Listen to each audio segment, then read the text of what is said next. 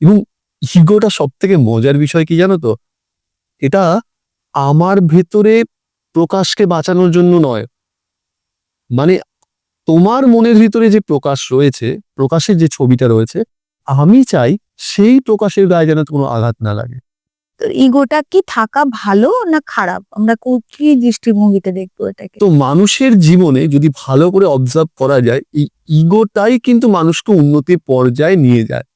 এই যে যার এই বোধ এসে গেছে, যার এই এনলাইটমেন্ট ফেজে চলে এসেছে, তার এই অহংবোধটা থাকে না, বা অহংবোধটা ডিজলভ হয়ে যায়।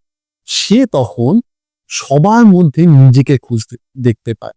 তাহলে এটার সলিউশনটা আমরা কিভাবে করতে পারি, বা নিজেরা কিভাবে এটার একটা প্রপার ওয়েতে আমরা চলে এই ইগোটাকে যদি কন্ট্রোল করা যায়, তার ব্যাপারে তোমার কি মতামত?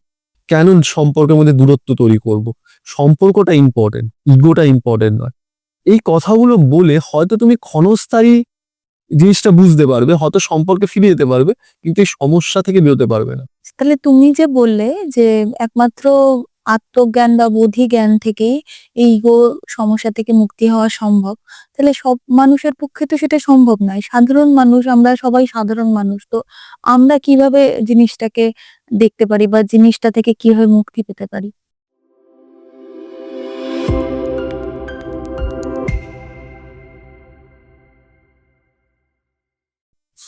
নমস্কার। নমস্কার। আজকে আবার একটা সুন্দর আলোচনার টপিক নিয়ে আমরা উপস্থিত হয়েছি। আমি সংঘমিত্রা। আমি প্রকাশ দাস। আজকের আমাদের সাবজেক্টটাকে আমরা ইগো বা অহংকার এই নিয়ে আলোচনা করব। তো ছোটবেলা একটা মুভি দেখেছিলাম যে আহ, সেই মুভিটাতে একজন হাজবেন্ড তার ওয়াইফ দুজনে খুব ভালো সংসার করতে করতে একটা সময় দুজনেই খুব গুণী ব্যক্তি ছিল এবং দুজনেই এই সঙ্গীত জগতে খুব উঁচু পর্যায়ে ছিল। তো হতে হতে কিন্তু তার ওয়াইফ তার সংসারের কারণে মোস্টলি বা সবকিছু অনেক কাজের ইয়েতে পরিপ্রেক্ষিতে আহ, সে তার কেরিয়ার নিয়ে অত ভাবনা চিন্তা করেনি ইনিশিয়ালি। তো হাজবেন্ড তো অনেক বড় মানের গায়ক ছিল, কিন্তু আহ, হতে হতে সময়ের সাথে সাথে একটা সময় এরকম হয়, ওয়াইফের জন্য একটি সুযোগ আসে। খুব ভালো একটা সঙ্গীতের একটা মুভিতে গান গাওয়ার একটি সুযোগ আসে এবং ওয়াইফ সেটি করে এবং করার পর তার পপুলারিটি অনেকটা তার হাজবেন্ডের পপুলারিটিকে ছাড়িয়ে যায় এবং আস্তে আস্তে জিনিসটা আরো বাড়তে থাকে। এবং তখন তার হাজবেন্ডের মধ্যে একটি পরিবর্তন আসে। তার আগে অব্দি ওদের সংসারে সবকিছু খুব ভালো ছিল, কিন্তু তখন সেই মোমেন্টে হাজবেন্ডের মধ্যে একটা পরিবর্তন আসে। হয়তো সেটা একটা ইগোর লড়াইতেই বলতে পারো, বা কিসে একটা অভিমান হয় তার তার ওয়াইফের প্রতি, এবং হতে হতে হতে হতে তাদের সম্পর্কটা অনেকটা দূরে চলে যায়। এবং এই মুভিটাকে দেখে তখন মনে হয়েছিল তো সুন্দর একটা রিলেশন ছিল, আহ শুধুমাত্র কিছু মিসআন্ডারস্ট্যান্ডিং এর জন্য জিনিসগুলো বাট সংসারটা ভেঙে যাচ্ছে। তো আজকে আমরা সেই টপিকটা নিয়ে একটু আলোচনা করব। প্রথমেই জিজ্ঞাসা করি, প্রকাশ, তোমার মতে কি মনে হয় ইগো কাকে বলে? ইগো হচ্ছে যে অহং একটা বোধ। সেটি হচ্ছে যে প্রত্যেকটা মানুষের মধ্যেই আহ, থাকে। উম, যে আমি করেছি, বা আমি আমি যে বোধটা, এবং সেটাকেই বলা হয় বেসিক্যালি ইগো। হিউম্যান ফিলোসফিতে যদি দেখা যায় যে প্রতিটা মানুষের ভেতরে কিন্তু একটা তার ইমেজ রয়েছে।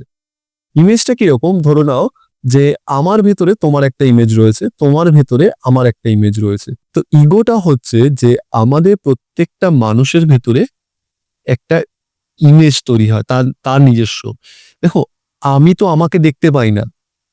মানে তুমি যদি আমাকে জিজ্ঞেস করো যে আমি আয়নার সামনে শুধু আমাকে দেখি, কিন্তু আমি তো দিনের 24 ঘন্টা আমাকে দেখতে পাই না। সেটাই। কিন্তু আমার একটা ইমেজ আমার ভেতরে তৈরি থাকে। হ্যাঁ। এবারে সমস্যাটা হয় যে যখন আমি চোখ বন্ধ করি, তখন কিন্তু সেই ইমেজটাকে আমি দেখতে পাই, এবং সেই ইমেজটাকে রক্ষা করার জন্য, এবং সেইটাকেই আমরা খুব সুরক্ষিত জায়গায় রাখতে চাই। মানে এটা হচ্ছে যে সেই ইমেজে যেন কোনো দাগ না লাগে, কেউ যেন কোনো রকম কোনো খারাপ কথা না বলে। এবং ইগোটা সব থেকে মজার বিষয় কি জানো তো, এটা আমার ভেতরে প্রকাশকে বাঁচানোর জন্য নয়। মানে তোমার মনের ভিতরে যে প্রকাশ রয়েছে, প্রকাশের যে ছবিটা রয়েছে, আমি চাই সেই প্রকাশের গায়ে যেন কোনো আঘাত না লাগে। মানে এইটাই হচ্ছে, মানে আপনি যদি ভেবে দেখেন যে প্রত্যেকটা মানুষের মধ্যে, মানে আপনারা যাদেরকে চিনেন তার একটা করে ইমেজ তৈরি হয়। স্বামী, স্ত্রী, ভাই, বোন, বন্ধু, বান্ধব, সবার মধ্যে তৈরি হয়।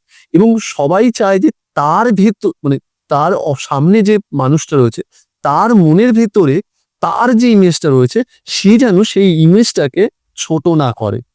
তো ইগোটা কি থাকা ভালো না খারাপ? আমরা কি দৃষ্টিভঙ্গিতে দেখবো এটাকে? মানে ইগো থাকাটা কিন্তু একটি হিউম্যান ফিলোসফির একটি খুব বেসিক একটা নিড। ধরে নাও ছোটবেলায় আমরা স্কুলে আমরা ব্যাচের টিচারের কাছে পড়তে যেতাম। হুম। আমার এরকমও হয়েছে যে ব্যাচের রুমের ভেতর সবাই বসে আছি আমরা, এবার টিচার কিছু একটা প্রশ্ন জিজ্ঞেস করলো, সেই প্রশ্নের উত্তর কেউ একজন দিল, এবার সেটাতে আমার একটু ইগো হার্ট হলো, কেন উত্তরটা আমি বলতে পারলাম না। বা আমি কোনো একটা উত্তর দিলাম, অন্য কেউ একজন সেটাকে বললো যে না আন্টি সেই উত্তরটা ঠিক নয়, আমার কিন্তু ইগো হার্ট হলো। কিন্তু একটা জিনিস ভেবে দেখো, এই যে আমার ইগো হার্ট হলো, এতে আমি কিন্তু বাড়ি গিয়ে মন দিয়ে পড়াশোনা করার ইচ্ছাটা আমার আরো 10 গুণ বেড়ে গেল। উন্নতি করার একটা ইচ্ছা তৈরি হয়। কারেক্ট।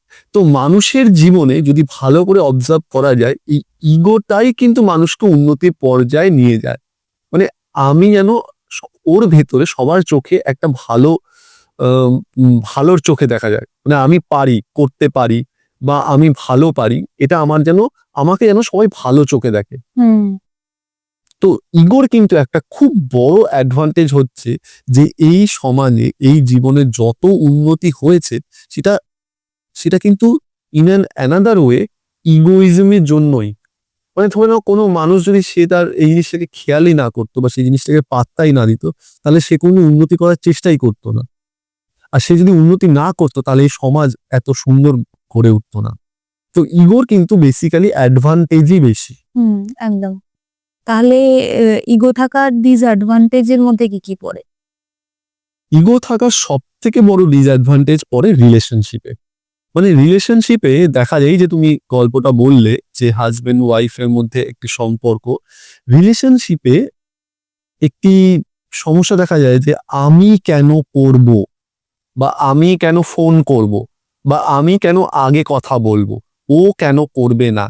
এই যে একটা ইগো প্রবলেম তৈরি হয়, এবং এটি একটি বিশাল বড় প্রবলেম। মানে এই প্রবলেমটার জন্য প্রচুর প্রচুর রিলেশনশিপে ডিভোর্স হয়ে গেছে, রিলেশনশিপে হাজবেন্ড ওয়াইফের মধ্যে হতে পারে, বন্ধু বন্ধুর মধ্যে হতে পারে। তাহলে এটার সলিউশনটা আমরা কিভাবে করতে পারি, বা নিজেরা কিভাবে এটার একটা প্রপার ওয়েতে আমরা চলে এই ইগোটাকে যদি কন্ট্রোল করা যায়, তার ব্যাপারে তোমার কি মতামত? প্রথম কথা হচ্ছে যে এটার পৃথিবীতে যত ধরনের সমস্যা মানসিক লেভেলে, মেন্টাল, মানে হেলথ রিলেটেড বা মন রিলেটেড যত সমস্যা, সেটা দুটো সলিউশন। একটা হচ্ছে philosophical level solution. Philosophical level solution মানে হচ্ছে যে তোমাকে জ্ঞান লাভ করতে হবে। মানে তো আমি যদি আজকে তোমাকে বলি যে দেখো, তুমি ওর ব্যাপারটা হয়তো বুঝে দেখতে হবে, হুম। তোমাকে হয়তো কেউ বললো যে তো ওর ব্যাপার, তুমি ওর পার্সপেক্টিভে তো কথাগুলো বোঝার চেষ্টা করো, যে ও হয়তো কোনো কাজে ব্যস্ত আছে, বা ও হয়তো কোনো একটা প্রবলেমে চলছে, বা ও হয়তো বা নিজের মানসিক অবসাদেই নিজের একটা ইগো প্রবলেমের জন্য করছে। কিন্তু তুমি ব্যাপারটা হয়েছে যে আহ, এই ইগোর যে মেইন সমস্যা, সেটা ফিলোসফিক্যাল লেভেলে সলিউশন করা সম্ভব নয়। যদিও বা সম্ভব হয়, সেটি সাময়িক সলিউশন। কেন সম্পর্কের মধ্যে দূরত্ব তৈরি করব? সম্পর্কটা ইম্পর্টেন্ট, ইগোটা ইম্পর্টেন্ট নয়। এই কথাগুলো বলে হয়তো তুমি ক্ষণস্থায়ী জিনিসটা বুঝতে পারবে, হয়তো সম্পর্কে ফিরে যেতে পারবে, কিন্তু এই সমস্যা থেকে বেরোতে পারবে না। কারণ হচ্ছে ইগোটা হচ্ছে একটা হিউম্যান মাইন্ডের ন্যাচারাল নেচার বা প্রবৃত্তি। আচ্ছা। এটি হিউম্যান থাকলেই থাকবে। এটা এটা মৃত্যুর আগে পর্যন্তও থাকবে। এটি একটি মনুষ্যত্বের ধর্ম। এই ধর্ম থেকে বেরোনো এত সহজ নয়। সেই জন্যই ফিলোসফিক্যাল লেভেলের সলিউশন গুলো এই ইগো প্রবলেমে লং টার্মে কাজ করে না। আচ্ছা, তাহলে কি ইগো থেকে কেউ মুক্তি পেতে পেরেছে?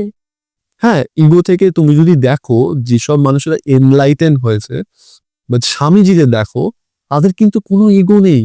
তুমি মাদার টেরিজাকে দেখো, মাদার টেরিজার কিন্তু কোনো ইগো নেই। শ্রীরামকৃষ্ণ দেবকে দেখো, কোনো ইগো প্রবলেম নেই। বিবেকানন্দ যেরকম বলেছিলেন যে মুচি, দরিদ্র, ম্যাথো সবাই তার ভাই, সেরকমই এই অহংবোধটা অ্যাকচুয়ালি ডিজলভ হয়ে যায়। এই যে যার এই বোধ এসে গেছে, যার এই এনলাইটমেন্ট ফেজে চলে এসেছে, তার এই অহংবোধটা থাকে না বা অহংবোধটা ডিজলভ হয়ে যায়। সে তখন সবার মধ্যে নিজেকে খুঁজতে দেখতে পায়, সবার মধ্যে ভগবানকে দেখতে পায়। তখনই একমাত্র সম্ভব যে এই ইগো প্রবলেম থেকে মুক্ত পাওয়া।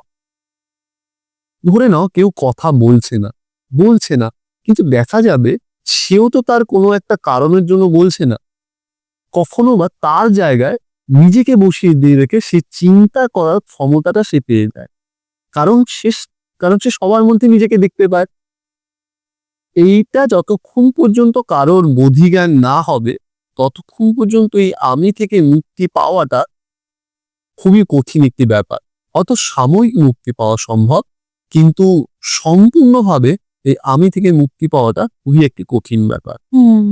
আচ্ছা, তাহলে এই ইগোটা চলে গেলে তাহলে আমরা সেই মানুষটাকে তখন কি রূপে দেখতে পাবো?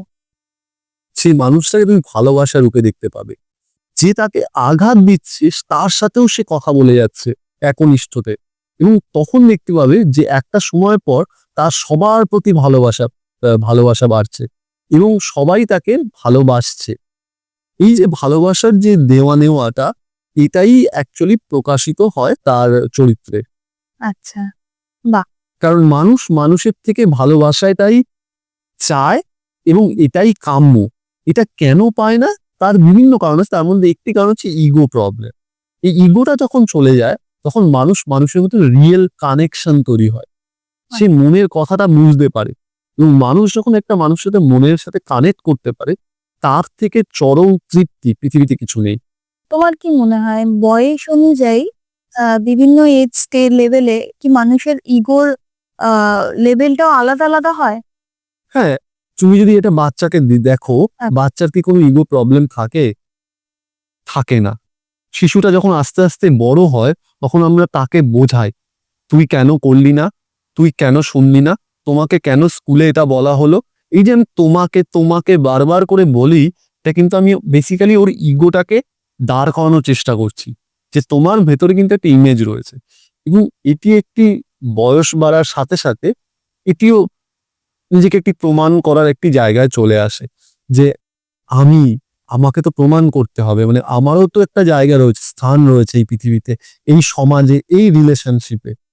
এর এই স্থান প্রমাণিত করার জন্য এই বয়সে খুব প্রবণত ভাবে দেখা যায়। এবং আস্তে আস্তে যখন বয়স হয়ে পড়ে, যখন আস্তে আস্তে আমাদের এনার্জি ডাউন হয়ে যায়, তখন দেখবে বয়স্ক বাবা মারা বা যারা একটু সিনিয়র সিটিজেন রয়েছে, তারা বুঝিয়ে বলেন রিলেশনশিপে, বাবা তুই একটু ফোনটা করে দেখ না বাবা, একটু ইগোটা একটু ইগো তোরই সমস্যাগুলো সমাধান করে দেখ না। কারণ তিনি সেই রাস্তাটা হেঁটে এসেছেন, তিনি সেই দুঃখটা পেয়ে রেখেছেন যে সারা জীবন ইগো ধরে রেখে কোনো কিছু লাভ নেই। তো বয়স্ক মানুষের মধ্যে কিছুটা ইগো প্রবলেম, অনেকটা ইগোটা আস্তে আস্তে ডিজলভ হয়ে যায়। এটাই ধর্ম। কিন্তু যে মানুষটা মানে এটি একটি গ্রাফের মতো দেখা যায়, ছোটবেলায় কম থাকে, বয়সকালে যখন আমাদের এনার্জি যখন অ্যাডাল্টহুডে হাই থাকে, এবং আস্তে আস্তে বয়স হলে কমে যায়। কিন্তু যে মানুষটা এই ইগোটাকে আগেই যেন অ্যাডাল্টহুডে ডিজলভ করে ফেলতে পেরেছে, সেই মানুষটা কিন্তু সবার প্রতি ভালোবাসা অর্জন করেছে। এর সাথে সাথে বুদ্ধিটাও প্রবীণ হয়ে গেছে। এবং সেই মানুষ কিন্তু একাকিত্বে কোনোদিনও ভুগবে না, কারণ সে তো প্রতিটা রিলেশনশিপেই ভালোবাসা পাচ্ছে। বয়স্ক মানুষদের দেখবে সে যখন ইগো প্রবলেমের জন্য সবার থেকে দূরে রয়ে গেছে, কথা বলেনি, বয়সকালে তিনি কিন্তু একা একা রয়ে গেছে। তো এটি একটি একাকিত্ব সমস্যারও কিন্তু সমাধান করে। তাহলে তুমি যে বললে যে একমাত্র আত্মজ্ঞান বা বোধি জ্ঞান থেকেই এই ইগো সমস্যা থেকে মুক্তি হওয়া সম্ভব, তাহলে সব মানুষের পক্ষে তো সেটা সম্ভব নয়। সাধারণ মানুষ, আমরা সবাই সাধারণ মানুষ। তো আমরা কিভাবে জিনিসটাকে দেখতে পারি বা জিনিসটা থেকে কিভাবে মুক্তি পেতে পারি? প্রশ্নটা খুবই কঠিন। মানে মানে যেটা আমি আগেও বললাম যে ফিলোসফিক্যাল লেভেল সলিউশন যদি কেউ যেতে চায়, তাহলে সে যেতে পারে। বা মানে নিজের স্বামীজিদের ভিডিও দেখে বা স্বামীজিদের কথা শুনে বা কথামৃত শুনে, হুম। সেগুলো শুনে হয়তো তোমার জ্ঞান লাভ হবে। তুমি চেষ্টা করবে। কিন্তু যখনই অ্যাকচুয়াল পরিস্থিতিতে যখন দাঁড়াবে, মানে যখনই ধরে নাও কারো সাথে তোমার একটা ইগো ক্ল্যাশ চলছে, তখন তুমি সেই মুহূর্তে তার সাথে দাঁড়াবে, তোমার কিন্তু ইগো আবার চাগার দিয়ে উঠবে। এবং তখন তুমি বুঝতে পারবে না যে আমি তো সারাক্ষণ চেষ্টা করলাম এবং সারাক্ষণ পেরিয়ে গেলাম। কিন্তু যখন আমার পরীক্ষা এলো, তখন কিন্তু আমি ফেল Fail করে গেলাম। নিজের সাথে একটু সময় কাটানো দরকার। হুম। নিজের হিউম্যান ফিলোসফিটাকে বোঝা দরকার। যে আমি কে? আমার মনের ভিতরে কি হয়? কেন হয়? এবং সেগুলোকে একটু জানা দরকার। মানে ধরে নাও, মানে আমরা তো একটা শরীরের উপর অবস্থান করছি। এই মানুষের তো কিছু ধর্ম রয়েছে। তো এই ধর্মগুলোকে সম্বন্ধে একটু জানা দরকার। হুম। মানে যখন আমি আউটওয়ার্ড, মানে আমার চিন্তা ভাবনাগুলোকে আউটওয়ার্ড থেকে ইনওয়ার্ড এর দিকে নিয়ে আসবো, হুম। বেশি দিন নয়। মানে তুমি একটু নিজেকে নিয়ে জানার চেষ্টা করলে, তুমি আস্তে, আস্তে নিজের জিনিসগুলো বুঝতে পারবে। এবং যখন তুমি বুঝতে পারবে, তখন তুমি নিজেকে কন্ট্রোলও করতে পারবে। এটি হচ্ছে সলিউশন। কেউ বিপাশনায় গিয়ে অনেকদিন ধ্যান করে, কেউ সেলফ আইসোলেশন করে বা কেউ হয়ে যায়। খুব ভালো লাগলো। আশা করি আপনাদেরও ভালো লাগলো আজকের আলোচনা। আপনারা কিভাবে চেষ্টা করছেন নিজেদেরকে কন্ট্রোল করা সেটাও আমাদের জানাবেন। আর সবাই ভালো থাকবেন। নমস্কার। নমস্কার।